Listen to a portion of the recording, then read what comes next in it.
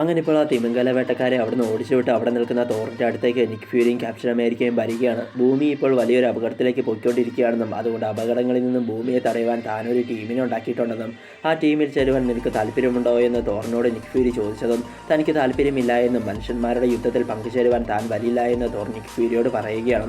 മാത്രമല്ല തൻ്റെ അടുത്തേക്ക് വന്ന നിക്ക് ഫ്യൂരിയോട് ഓരോന്ന് പറഞ്ഞ് ദേഷ്യപ്പെടുകയും നിക്ക് ഫ്യൂരിയെ കളിയാക്കുകയും തോർ ചെയ്തുവെങ്കിലും അവിടെ നിൽക്കുന്ന ക്യാപ്റ്റൻ അമേരിക്കയോട് തോർ മാന്യമായ രീതിയിലും സ്നേഹത്തിലുമാണ് തോർ പെരുമാറിയത്.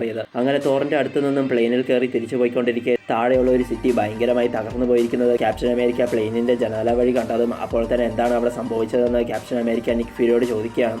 അപ്പോൾ തന്നെ നിക്ക് ഫ്യൂരി ആണെങ്കിൽ ആ സിറ്റിയെ തകർത്തത് ബ്രൂസ് ബാനർ ആണെന്നും ഗാമ റേഡിയേഷനേറ്റ് ബ്രൂസ് ബാനർ ഹൾക്ക് എന്ന ഒരു മോൺസ്റ്ററായി മാറിയെന്നും ഹൾക്കിന് എത്രത്തോളം ദേഷ്യം വന്നാലും അത്രത്തോളം അവൻ ശക്തനാകുമെന്നും ഹൾക്കിനെ തടയുവാൻ ആർക്കും സാധിക്കില്ല എന്നും ഹൾക്ക് കാരണമാണ് ആ സിറ്റി തകർന്നു പോയെന്ന് ക്യാപ്റ്റൻ അമേരിക്കയോട് നിക്ക് ഫ്യൂരി പറഞ്ഞതും അത് കേട്ട് ക്യാപ്റ്റൻ അമേരിക്ക ആകെ ഞെട്ടിപ്പോവുകയാണ്.